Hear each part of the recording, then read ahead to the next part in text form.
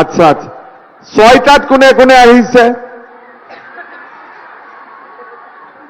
আৰু 5টা বজাত কোনে কোনে আহিছে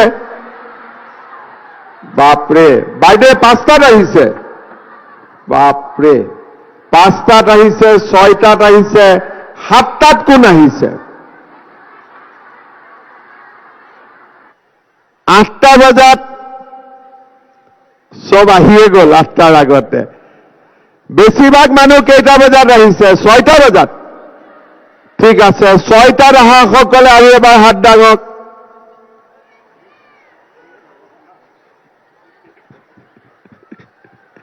বাপৰে ৰাতি খুলে নে নাই ঘৰত ৰাতি ঘৰত খুলছিলে নে নাই নাই খোৱা মোক চাবৰ কাৰণে আহিছে ঠিক আছে ৰাতিটো নুখুলে আৰু কালিতো ইজনে সিজনৰ লগত মোবাইলত কথাই পাতি আছে কেইটাত যাব লাগিব হয় নে নহয় কাৰ কাৰ মোবাইল আছে হাত দাঙকচোন বাপৰে বৰচলাত চবৰে মোবাইল আছে দেখোন আৰু এবাৰ হাত দাঙক মোবাইল কাৰ কাৰ আছে বাপৰে ৰাতি নুখুলে ঘৰৰ পৰাতো 4টা 5টাতে ওলাবলগীয়া হৈছে নে কেইটাত ওলাই আহিছে ঘৰৰ পৰা 5টাত ওলালে এইখিনি 6টাত পাই গৈছে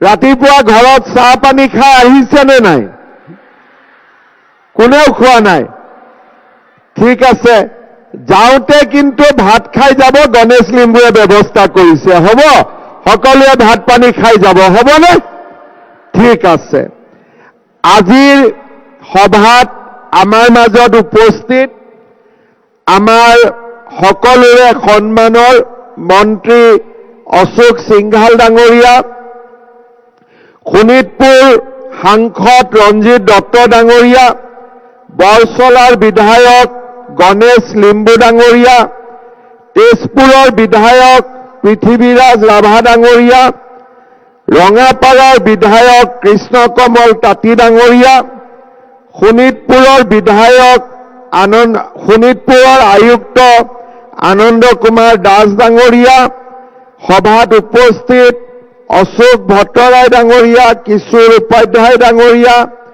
তুলসী বৰঠাকুৰ ডাঙৰীয়া ঋতুবৰণ শৰ্মা ডাঙৰীয়া মনীষা উপাধ্যায় ডাঙৰীয়ানী মধুস্মিতা হাজৰিকা ডাঙৰীয়া শিৱচৰণ সাহু ডাঙৰীয়া দুলুমণি বৰা দাস ডাঙৰীয়ানী ৰাণী বসুমতাৰী ডাঙৰীয়ানী ৰাকেশ নাথ জীৱন পাঠক শিৱচৰণ গোৱালা অতুল নাথ ৰাতুল নাথ ডাঙৰীয়াকে আদি কৰি মঞ্চত উপবিষ্ট বিশিষ্ট ব্যক্তিসকল আইমাতৃসকল আৰু সন্মানৰ সুধীবৃন্দ মুখ্যমন্ত্ৰীৰ মহিলা উদ্যমিতা অভিযানত এতিয়ালৈকে আমি 61টা বিধানসভা সমষ্টিত পুঁজি বিতৰণ কৰা সম্পূৰ্ণ হৈছে আজি আমাৰ 62খন সভা আজি আমি বৰচলাৰ আইমাতৃসকলক উদ্যমিতা অভিযানৰ পুঁজি বিতৰণ কৰিম আৰু তাৰ পিছত চিপাঝাৰলৈ গৈ চিপাঝাৰতো আজি আমি আইমাতৃসকলৰ মাজত মুখ্যমন্ত্ৰীৰ উদ্যমিতা অভিযানৰ পুঁজি বিতৰণ কৰিম আমাৰ বৰচলাত 30,655 গৰাকী মহিলাই এই আঁচনিৰ সুবিধা পাইছে আৰু আজি আমি বৰচলাত 30,64,00,000 টকা বিতৰণ কৰিম এগৰাকীয়ে 10,000 পাব কিমানে পাব 30,400 তেতিয়া 10,000 টকা দি যদি 30,400 পূৰণ কৰে 34 কোটি টকা আজি আমি বৰছলা সমষ্টিত বিতৰণ কৰিম। আগতে কেতিয়াও কোনো চৰকাৰৰ দিনত 30,000 মহিলা বৰছলাত একেলগে কোনেও সুবিধা লাভ কৰিবলৈ পোৱা নাছিল। প্ৰথমবাৰৰ বাবে অসমৰ 32 লাখ মহিলাই মুখ্যমন্ত্ৰীৰ মহিলা উদ্যমিতা অভিযানৰ জৰিয়তে উপকৃত হৈছে। কিমান মহিলা? এগৰাকী দুগৰাকী নহয়, 32 লাখ মহিলা। আজি আমাৰ এই 32 লাখ মহিলাক আমি 10,000 টকাকৈ বিতৰণ কৰিছোঁ আৰু বৰছলা বিধানসভা সমষ্টিৰ 30,000তকৈও অধিক মহিলাই আজি এই আঁচনিৰ দ্বাৰা উপকৃত হ'ব। এতিয়া আপোনালোকে বুজি পাব লাগিব যে আমাৰ চৰকাৰে যি আঁচনিৰ কাম আৰম্ভ কৰে সেই আঁচনিখন প্ৰথম পৰ্যায়তে আমি সামৰণি নামাৰোঁ, আমি ইয়াক আগুৱাই লৈ গৈ থাকোঁ যেতিয়ালৈকে আমাৰ লক্ষ্য পূৰণ নহয়। যেনেকে আমি নিযুত মইনা আঁচনি কৰিছোঁ, যেনেকে আমি বিনামূলীয়া চাউল দিছোঁ, তেনেকৈ এই আঁচনিখনৰ লক্ষ্য হ'ল আমাৰ আই মাতৃসকলক লাখপতি বাইদেউ হিচাপে নিৰ্মাণ কৰা। লাখপতি বাইদেউ মানে কি? যিসকলে বছৰত 1 লাখ টকাতকৈও বেছি টকাৰ ব্যৱসায় কৰে। এতিয়া আপোনালোকে মনতে ভাবিব যে আমাৰনো কোন মহিলাই 1 লাখ টকাতকৈ বেছি ব্যৱসায় কৰিব পাৰিব? এইটো সম্ভৱ নহয়। কিন্তু আপোনালোকে জানি ভাল পাব যে এই 32 লাখ মহিলাৰ 8 লাখ মহিলাই ইতিমধ্যে 1 লাখ টকাৰ ওপৰত ব্যৱসায় কৰে। তাৰ মানে 32 লাখ মহিলাৰ 8 লাখ মহিলা ইতিমধ্যে লাখপতি হৈছে আৰু এতিয়া আমি বাকী 24 লাখ মহিলাক লাখপতি বনাব লাগিব। আৰু ইয়াৰ ভিতৰত কেইবা হাজাৰো মহিলা লাখপতিৰ পৰা মহা লাখপতি হ'ব পাৰিছে। মহা লাখপতি মানে কি? যোনে বছৰত 10 লাখ টকাতকৈও অধিক ব্যৱসায় কৰিব পাৰিছে। বৰছলাৰ আই মাতৃসকলৰ লাখপতি বাইদেউ হ'ব ইচ্ছা আছে নে নাই? কাৰ কাৰ নাই হাত দাঙকচোন। কাৰ কাৰ ইচ্ছা আছে এবাৰ হাত দাঙক। সঁচা ইচ্ছা আছেতো নে এনেই কৈছে? ঠিক আছে। যদি আপোনালোকৰ সঁচাই লাখপতি বাইদেউ হ'ব ইচ্ছা আছে, তেতিয়াহ'লে মই আপোনালোকক কেইটামান কথা ক'ম। কেনেকৈ আপোনালোকে লাহে লাহে লাখপতি বাইদেউ হ'ব পাৰিব। আজি আমি আপোনালোকক 10,000 টকাৰ এখন চেক দিম। নে আজি নিদিলেও হ'ব নেকি? আজি দিব লাগিব নে নাই চেক? লাগিব। ঠিক আছে। 10,000 টকাৰ চেকখন লৈ যোৱাৰ পিছত আপোনালোকে কি কৰিব? নিশ্চয় সকলোৱে কিবা নহয় কিবা এটা ভাবি থৈছে। মই আপোনালোকক 3টা ৰাস্তা দেখুৱাম। কেনেকৈ এই 10,000 টকাটো খৰচ কৰিব লাগে। প্ৰথম, আমাৰ একোটা আত্মসহায়ক গ্ৰুপ আছে। 10,000 টকাটো লৈ গৈ আমি বেংকত সেই গ্ৰুপৰ একাউণ্টত টকাটো হস্তান্তৰ কৰিলোঁ। 1 লাখ হ'ল, বেংকেও আৰু লোন দিব, আৰু এই 1 লাখ টকাৰে যিগৰাকীয়ে মহিলাই কিবা এটা কাম কৰিব খোজে আপোনালোকে তেওঁলোকক ঋণ দিব পাৰিব, আৰু তেওঁ কাম কৰি ঘূৰাব, দ্বিতীয়জনী মহিলাই ঋণ ল'ব, তৃতীয়জনীয়ে ঋণ ল'ব, আপোনালোকৰ গ্ৰুপটো ধুনীয়াকৈ চলি থাকিলে। কিছুমানে ভাবিব যে আমি গ্ৰুপত নিদিওঁ, কাৰণ গ্ৰুপত টকা আছে বা গ্ৰুপত আমি জমা পইচা সপ্তাহত দিওঁ, গতিকে এই টকাখিনি আমি গ্ৰুপত নিদিওঁ, আমি নিজে কিবা এটা কৰিম। কোনো আপত্তি নাই, আমি এই টকাখিনি লৈ ছাগলীৰ ব্যৱসায়, গাই গৰু, শালত সূতা, চিলাই মেচিন, পিঠা পনা বা আমি যি ব্যৱসায় কৰিব খোজো সেই ব্যৱসায়, সৰু সুৰা দোকান, আমি এটা ব্যৱসায় আৰম্ভ কৰিম। তৃতীয়তে, যে নহয় মোৰ নিজে কিবা এটা কৰিব ভয় লাগে, কিজানি টকাটো এনেই খৰচ হৈ যায়, তেতিয়া আপোনালোকে কি কৰিব, আপোনালোকৰ হাজবেণ্ডৰ বা ঘৰৰ যি ব্যৱসায় আছে সেই ব্যৱসায়ত এই টকাটো লগাই দিয়ক।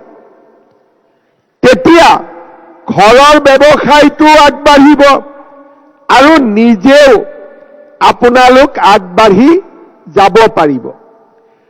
6 মাহ 7 মাহ পিছত আমি আপোনালোকক চাব আহিম যে এই টকাটো আপোনালোকে কি কামত ব্যৱহাৰ কৰিলে।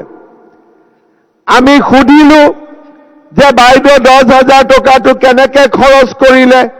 বোলে মোৰ পুৰণা মোবাইলটো বেয়া হৈছিল, নতুন মোবাইল এটা কিনিলো। বোলে টকাটো পাওঁতেই বিহু আহি গ'ল, কাপোৰ কানি কিনিলো।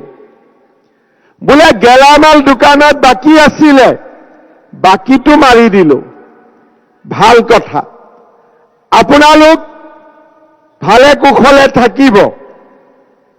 কিন্তু যিসকলে ক'ব যে মই গাই গৰু কিনিলো, গোটত দিলো, হাজবেণ্ডৰ ব্যৱসায় কৰিলো, খেতি আগবঢ়ালো, আচাৰ বনালো, পিঠা পনা বনালো, মই চিলাই মেচিন কিনিলো, তেওঁলোকক এই ফিল্ডত আমি আকৌ মাতিম, পৰীক্ষাত যিবিলাকে পাছ কৰিব।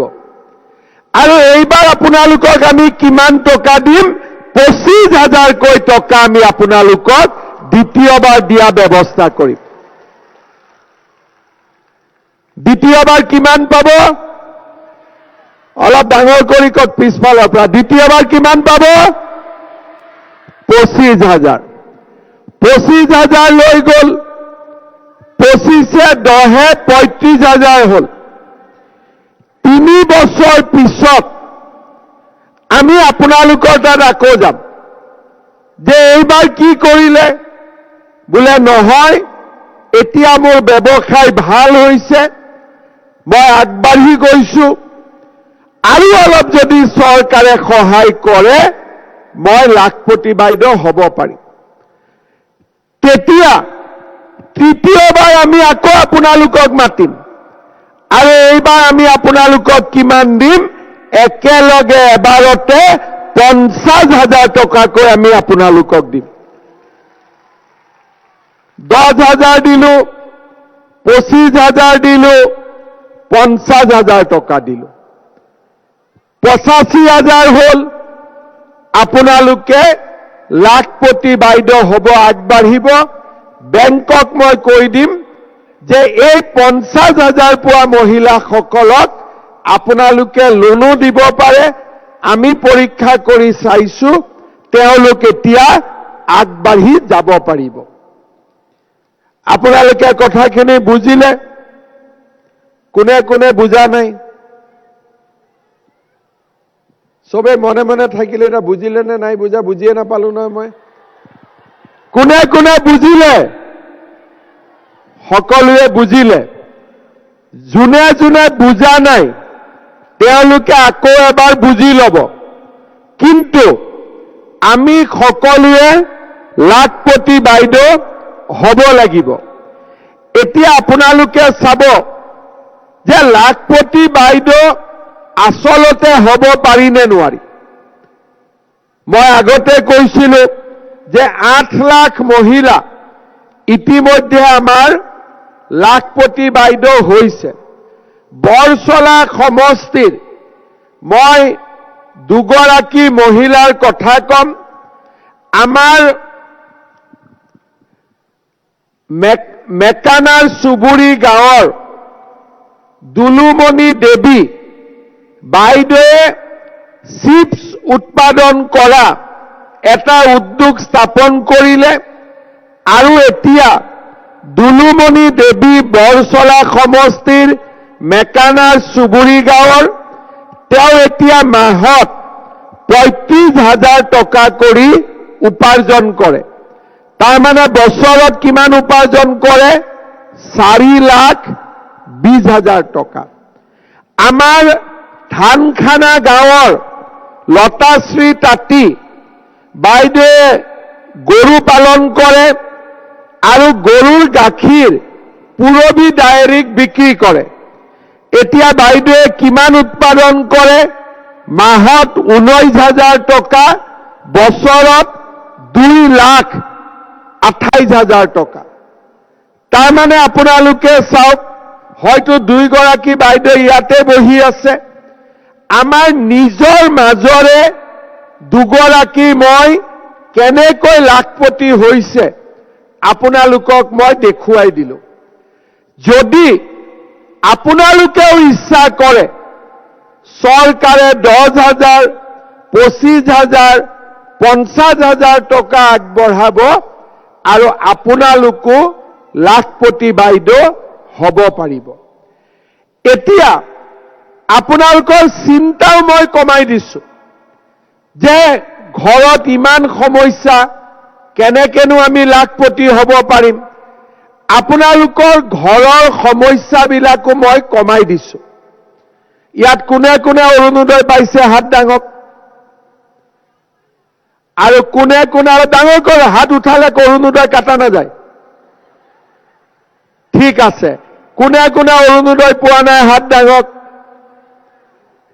ঠিক আছে, 1,500 মান মহিলাই, কিন্তু তাৰ মাজতো এটা কথা, যাৰ ঘৰত এটাও অৰুণোদয় পোৱা নাই তেওঁলোকে হাত দাঙক। ঠিক আছে, যিসকলে পোৱা নাই তেওঁলোকেও পাব। আৰু এইবাৰ বিহুত যাতে 10,000 টকা আপোনালোকে খৰচ কৰিব নালাগে। আপোনালোকে যোৱাকালি শুনিছে 20 ফেব্ৰুৱাৰী তাৰিখে অৰুণোদয় পোৱা মহিলাসকলক মই আৰু 8,000 টকা একাউণ্টত সোমাই দিম। কিমান দিম? 8,000 টকা। সেই 8,000 টকাটো খৰচ কৰিব পাৰিব। ঠিক আছে, সেই 8,000 টকা খৰচ কৰিব পাৰিব, কিন্তু এই 10,000 টকা আমি ব্যৱসায়ত লগাব লাগিব। পাৰ্থক্যটো বুজি পালে নে নাপালে? তাৰমানে বিহুটো যাতে আপোনালোকে পকেটৰ টকা খৰচ কৰিব নালাগে, তাৰ কাৰণে ময়ে আপোনালোকৰ একাউণ্টত 8,000 টকা সোমাই দিম। বিনামূলীয়া চাউল কোনে কোনে পায় হাত দাঙক। তাৰমানে এতিয়া চাউলৰ চিন্তাও নাই। চৰকাৰে দিয়া দালি, চেনি, নিমখ কোনে কোনে কিনি আছে তেওঁলোকেও হাত দাঙক। আজিৰ পৰা কিমান টকাত পাব দালি চেনি নিমখ কিমান টকাত পাব 100 টকাত পাব তাৰ মানে অৰুণোদয় 1250 টকা চাউল বিনামূলীয়া নিমখ চেনি দালি 100 টকাত ছোৱালী পঢ়াৰ খৰচ চৰকাৰৰ এতিয়া আপোনালোকে গম পাইছে যে লৰাৰ পঢ়াৰ খৰচো চৰকাৰৰে হ'ব এতিয়া আপোনালোকৰ খৰচ ক'ত আপোনালোকৰ মই দায়িত্ব কমাই আনি আছো যাতে আপোনালোকে লাখপতি বাইদেউ হ'ব পাৰে আৰু এইবাৰ যেতিয়া বিজেপি চৰকাৰ আহিব মই মনতে ভাবি আছো দালি চেনি নিমখটো বিনা পইচাতে দি দিম 100 টকাটো দিব নালাগে ভাল হ'ব নে বেয়া হ'ব আৰু অলপ জোৰে কওকচোন ভাল হ'ব নে বেয়া হ'ব ভাল হ'ব এতিয়া আজি 10,000 পালে 20 ফেব্ৰুৱাৰীত আৰু 8,000 পাব মনটো ভাল লাগিছে নে নাই লাগিছে লাগিছে এতিয়া কংগ্ৰেছ চৰকাৰৰ দিনত বিনামূলীয়া চাউল কোনে কোনে পাইছিল হাত ডাঙক নাই পোৱা 100 টকাত চেনি দালি নিমখ কোনে পাইছিলে হাত ডাঙক মহিলা উদ্যমিতাত কোন কোন মহিলাই কংগ্ৰেছৰ দিনত 10,000 টকাকৈ পাইছিল হাত ডাঙক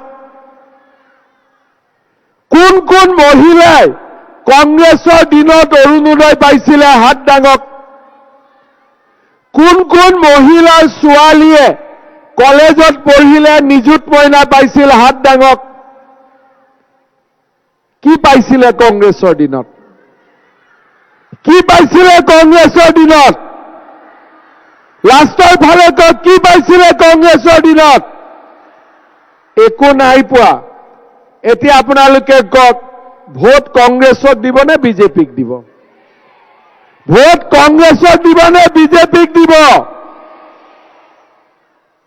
পাক্কা একদম খাটাং ঠিক আছে এতিয়া আপোনালোকে চাওক কংগ্ৰেছৰ দিনত একো নোপোৱা নহয় কংগ্ৰেছৰ দিনতো আমি পাইছিলো কি পাইছিলো লুঙি পাইছিলো ধুতি পাইছিলো হয়নে নহয় কম্বল দিছিল আঠুৱা দিছিলে এতিয়া আপোনালোকক ধুতি লুঙি কম্বল দিব নালাগে অৰুণোদয় টকা দি আপোনালোক নিজে দোকানৰ পৰা কিনি ল'ব পাৰে হয়নে নহয় আগতে আমাৰ গাঁৱৰ ঘৰত কোনবা যদি অতিথি আহে মায়ে চাহ বনাব লাগে চেনিটো নাথাকে বাতিটো লৈ ওচৰৰ মানুহৰ ঘৰত যাব লাগে হয়নে নহয় এতিয়া আপোনালোকে কেতিয়াবা যায় নে নাযায় এতিয়া চৰকাৰে চেনি দিছে যোৱাৰ দৰকাৰ নাই গেলামাল দোকানীয়ে আগতে কথা শুনাই থাকে এই পইচাটো দিয়ক বহিত লিখি থাকে এতিয়াতো চাউলো ফ্ৰী পালে দালিও বিজেপি আহিলে ফ্ৰীয়ে হৈ যাব চেনিও ফ্ৰী হৈ যাব নিমখো ফ্ৰী হৈ যাব গতিকে আজি 100 টকাত পাব আৰু সেই 100 টকাটো অৰুণোদয় 1250 পৰা কাটি ললেই হ'ল এক প্ৰকাৰ সেইটো চৰকাৰৰ টকা দি আমি কিনিব পাৰো আৰু লগতে 20 ফেব্ৰুৱাৰী তাৰিখে কি পাব অৰুণোদয় পোৱা সকলে কি পাব মই শুনাই নাই পাক্কা পাব মই যেতিয়া পাম বুলি কওঁ মোৰ ওপৰত বিশ্বাস আছে নে নাই এতিয়া যে 20 ফেব্ৰুৱাৰীত 8,000টো পাব বুলি কলো ঘৰত সবে বিশ্বাস কৰিছে নে নাই পাব বুলি কৰিছে আজি যে 10,000 টকাটো লৈ যাব ঘৰত বিশ্বাস কৰিছে নে নাই কৰিছে কিন্তু লৈ যাব দেই লৈ নগলে জোকাব ঘৰত আৰু যদি লৈ নাযায় কোনোবাই যদি গাঁৱত গৈ ল'ম বুলি ভাবে এই 200-300 টকা তাৰ পৰাও কাটা যাব। দিয়া মানুহবিলাকে তাৰ পৰাও 200-300 কাটি ল'ব। সেইকাৰণে যি ল'ব লাগে আজিয়ে ইয়াতে লৈ গুচি যাব, লাগিলে 1 ঘণ্টা দেৰি হওক। ঠিক কৈছো নে নাই? মই নাই কোৱা। ইয়াতে চবে লৈ যাব আৰু আমি সকলোৱে খুব সুন্দৰ কৰি চেকখন লৈ ঘৰলৈকে উভতি যাম। চেকখন আমি কেনেকে পাম? 30,000 মহিলা লাইন পাতি যদি চেক ল'ব লাগে ৰাতিপুৱাই যাব। আমি কেনেকে ল'ম? ইয়াত গ্ৰুপৰ সভানেত্ৰী কোন কোন আছে হাত দাঙক। গোটৰ সভানেত্ৰী বহুত আছে, সভানেত্ৰী চবে হাত দাঙক। বঢ়িয়া। আমি ভিঅ বাইদেউসকলক চেকখন দিম আৰু ভিঅ বাইদেউসকলে ইয়াতেই গোটৰ সভানেত্ৰীসকলক 10খন চেক দি দিব আৰু আপোনালোকে বহি থাকোঁতে মহিলাসকলক ইয়াতে চেকখিনি বিলাই দিব। হ'ব? ঘৰত লৈ যাব নোৱাৰিব। ঘৰত লৈ গ'লে খেলা বেলেগ হৈ যাব আকৌ, হয়নে নহয়? সেইকাৰণে ইয়াতেই ধুনীয়াকৈ চেকখিনি লৈ আপোনালোক ঘৰলৈকে যাব। বুজি পালে? কিন্তু ঘৰত যোৱাৰ আগতে লিম্বু চাহাবে ভাতৰ ব্যৱস্থা কৰিছে, ভাতো খাই যাব। হ'ব? ভোক লাগিছে নে নাই? ঘৰততো চাহ পানী খাই অহা নাই এপাই। কাৰ কাৰ ভোক লাগিছে? বাপৰে, চবৰে ভোক লাগিছে।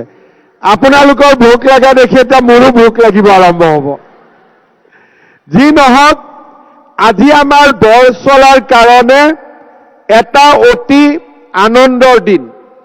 আপোনালোকক 30,000 মহিলাক আমি 10,000কৈ টকা দিলো। লগতে আমাৰ তেজপুৰ মেডিকেল কলেজত প্ৰায় 300 কোটি টকা খৰচ কৰি আজি আমি সুপাৰ স্পেচিয়েলিটি, য'ত নেকি নিউৰলজি, নিউৰোচাৰ্জাৰী, কাৰ্ডিঅলজি, কাৰ্ডিঅথৰাচিক চাৰ্জাৰী, নেফ্ৰলজি, এই গোটেইবিলাক ডিপাৰ্টমেণ্ট থাকিব।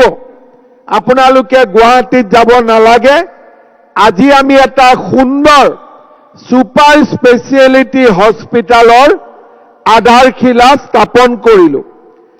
বৰচলা সমষ্টিত আমি এখন কলেজ বনাইছিলো, কিন্তু সমষ্টিৰ ভাগ বিতৰণ হওঁতে কলেজখন গৈ ঢেকিয়াজুলি পালেগৈ। সেইকাৰণে আজি আমি মহান স্বাধীনতা সংগ্ৰামী কৰ্মবীৰ চন্দ্ৰনাথ শৰ্মা ডাঙৰীয়াৰ স্মৃতিত এখন কলেজ বনাম, তাৰো আজি আমি ইয়াতে আধাৰশিলা স্থাপন কৰিলো। কলেজখন ক'ত হ'ব? কলেজখন বিহগুৰিত হ'ব আৰু 35 কোটি টকা আমি তাৰ বাবে অনুমোদন জনাইছো। আজি আমি সৰকাহাটত মিনি ষ্টেডিয়াম এখনো আমি শুভ উদ্বোধন কৰিলো। বৰচলা সমষ্টিত যেনেকৈ 30,000 মহিলাই উদ্যমিতা অভিযান পাইছে, বৰচলা সমষ্টিত 30,000 মহিলাই অৰুণোদয় আঁচনিও লাভ কৰিছে। এটি কলি দুটি পাত, 8খন চাহ বাগিচাৰ 8,219 গৰাকী ব্যক্তিয়ে লাভ কৰিব। আমাৰ সমষ্টিত 1,225 গৰাকী ছাত্ৰী নিযুত মইনা আঁচনি পাইছে। আমাৰ বৰচলা সমষ্টিত মহকুমাধিপতি বা সমজিলাধিপতিৰ কাৰ্যালয়ো মুকলি কৰা হৈছে। আমাৰ বৰচলা সমষ্টিত ধূপগুৰিৰ পৰা ঢেকিয়াজুলিলৈ অসমমালা নিৰ্মাণ কৰা হৈছে। কনকটাৰ পৰা ঘগ্ৰা কছাৰীলৈ পথৰ কাম চলি আছে। ৰৌতাৰ পৰা মিছামাৰীলৈও আমাৰ ৰাস্তাৰ কাম তীব্ৰ গতিত চলি আছে। আপোনালোকে যদি মনত পেলায়, কেইদিনমান আগতে আমি এই সিদ্ধান্ত লৈছো যে আমাৰ চাহ বাগিচাৰ লাইনত থকা মজদুৰ ভাই ভনীসকলক আমি মাটিৰ অধিকাৰো প্ৰদান কৰিম, মাটিৰ পট্টাও দিম। আমাৰ লেবাৰ লাইনতে তেওঁলোকে মাটিৰ পট্টা পাবলৈ সক্ষম হ'ব। এই ধৰণে আজি আমাৰ চৰকাৰখনে বৰছলা সমষ্টিৰ উন্নয়নৰ বাবে যোৱা 5 বছৰত কাম কৰিছে। আজি আমাৰ সমষ্টিটোৰ চাৰিওফালে বিকাশ হৈছে। 30,000 মহিলাই উদ্যমিতা আৰু 30,000 মহিলাই অৰুণোদয়। আপোনালোকে চিন্তা কৰক, এই 2 মাহৰ ভিতৰতে একোগৰাকী মহিলাই 18,000 টকা লাভ কৰিব। 10,000 উদ্যমিতা, 8,000 অৰুণোদয়। আৰু যিসকলে অৰুণোদয় পোৱা নাই, পৰ্যায়ক্ৰমে তেওঁলোককো মই অৰুণোদয় পোৱাৰ ব্যৱস্থা কৰি দিম। আজি আপোনালোকে চিন্তা কৰক যে কংগ্ৰেছ চৰকাৰৰ দিনত কেতিয়াবা ইমান কাম হ'ব পাৰিছিল নেকি? আমি তাতো ৰখা নাই। মহিলাসকলৰ সন্মানৰ বাবে আমি আৰু বহুত কাম কৰিছো। কেইদিনমান আগতে বিধানসভাত আমি এখন আইন পাছ কৰিছো যে কোনোবা গিৰিয়েকে যদি 2গৰাকীক বিয়া কৰায়, সি জেলত যাব লাগিব 7 বছৰ। ভাল হ'বনে বেয়া হ'ব? আজি আগতে কি আছিলে যে এটা বিয়া হ'ল, 2টা হ'ল, 3টা হ'ল, 4টা হ'ল। বোলে কিয় কৰে? আমাৰ ধৰ্মই ইজাজত দিয়ে। এতিয়া মই কি কৰিলো? এটাটো বিয়া কৰক, ঘৰত আনন্দত থাকক। 2টা বিয়া কৰক, 7 বছৰ জেলত যাওক। 3টা বিয়া কৰক, আৰু 7 বছৰ জেলত যাওক।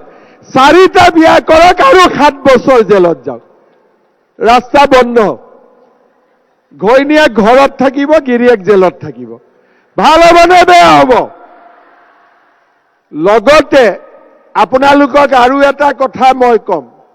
মই যে ক'লো 10,000ৰ পৰা 25,000 হ'ব, 25ৰ পৰা 50 হ'ব, এইখিনিতো হ'ব।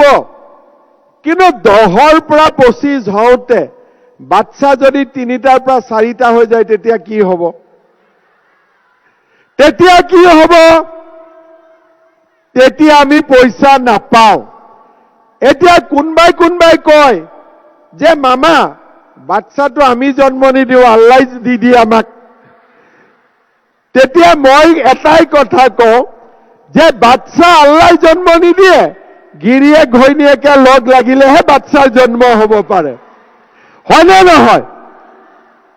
এতিয়া গিৰিয়েক আৰু ঘৈণীয়েক দুইটাই যদি কয় যে মোৰ ঘৈণীয়েক লাখপতি বাইদেউ হ'ব লাগিব, ঘৰত 3টাতকৈ বেছি বাচ্চা হ'ব নোৱাৰে, আল্লাই দিব পাৰিব নেকি বাচ্চা? কওক, দিব পাৰিব নেকি? এইটোত আল্লাই মাত্ৰ মানুহক আশীৰ্বাদ কৰে, দোৱা কৰে। বাচ্চা জন্ম দিয়াৰ কামটো আল্লাহ নহয়, এইটো মানুহৰ কাম। এইটো ভগৱানৰ কাম নহয়, এইটো মানুহৰ কাম। সেইকাৰণে 10,000ৰ পৰা 25,000 প্ৰমোচন পাবৰ কাৰণে কোনেও যাতে ভুলতে বাচ্চা 4টা জন্ম নিদিয়ে। হ'ব? 3টালৈকে ইজাজত আছে। যাৰ ঘৰত এটা আছে তেওঁলোকে 2টা কৰিব লাগে, যাৰ 2টা আছে 3টাও হ'ব লাগে, কোনো আপত্তি নাই। কিন্তু 4 নম্বৰলৈকে যাব নালাগে। হ'ব? কিয় যাব নালাগে? বাচ্চা ঘৰত বেছি হলে শিক্ষা দীক্ষাতে সময় যাব, তেতিয়া আমি লাখপতি বাইদেউ কেনেকে হ'ব পাৰিম? সেইকাৰণে মই কৈছো ঘৰত চিন্তা কম থাকিলে আমি লাখপতি বাইদেউ হ'ব পাৰিম। কিন্তু ঘৰতে যদি 8টা 7টা ল'ৰা ছোৱালী থাকে আমি কেনেকে লাখপতি বাইদেউ হ'ব পাৰিম? পাৰিম জানো তেনেকে? আপোনালোকে মনৰ পৰা কওকচোন, পাৰিম জানো তেতিয়া? সেইকাৰণে আমাৰ এই আঁচনিখনে মহিলাৰো সন্মান বৃদ্ধি কৰিছে আৰু আজি আমাৰ মহিলাসকলো সন্মানৰ অধিকাৰী হৈছে। আজিকালি আপোনালোকে চাব 10 তাৰিখ নহয় 8 তাৰিখে গিৰিয়েকে কয়, এই মোবাইল চাই থাকিবি দে, অৰুণোদয়ৰ মেছেজ আহিব। হয়নে নহয়? তাৰমানে ঘৰত আজি অৰুণোদয়ে আমাক সন্মান দিব পাৰিছে। ঠিক তেনেকৈ লাখপতি বাইদেউ হলেও আমি সন্মান পাব পাৰিম আৰু সকলোৱে আমি একেলগে আগবাঢ়ি যাব পাৰিম। এতিয়া মই ভাষণ সামৰণি মৰাৰ আগত আকৌ এবাৰ সুধিম, লাখপতি বাইদেউ হ'ব ইচ্ছা আছে নে নাই?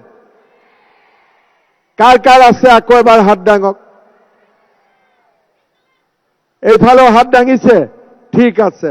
এইফালে হাত দাঙিছে সকলোৱে? ঠিক আছে। 25,000 যেতিয়া বিলাব আহিম, ইমানেই যাতে মহিলা থাকে, 30,400 কমি যাতে নাযায়। হ'ব, মানুহ কমিব নোৱাৰে আৰু আমি সকলোৱে একেলগে লাখপতি বাইদেউ হ'বৰ কাৰণে চেষ্টা কৰিম। ফেব্ৰুৱাৰী মাহৰ 20 তাৰিখে আকৌ মনত পেলাই দিছো, সিদিনাখন আমি মিটিং পঞ্চায়ততে হ'ব আৰু ঘৰতে আপোনালোকে 8,000 টকাটো পাই যাব। সিদিনাখন 6টা বজাত মিটিঙত আহিব নালাগে। হ'ব, আমি ঘৰৰ কাষতে ব্যৱস্থা কৰি দিম। হ'ব, পুনৰ এবাৰ আপোনালোক সকলোকে ধন্যবাদ জনাইছো। মোৰ লগত একেলগে ক'ব, ভাৰত মাতা কি, ভাৰত মাতা কি, বন্দে বন্দে। বহুত বহুত ধন্যবাদ। জয় হিন্দ, বন্দে মাতৰম। আকৌ এবাৰ আজি সুন্দৰ কৰি মিটিং অৰ্গেনাইজ কৰাৰ কাৰণে গণেশ লিম্বুৰ কাৰণে এটা হাত চাপৰি। সকলোৱে বহুত বহুত ধন্যবাদ। জয় হিন্দ, বন্দে মাতৰম।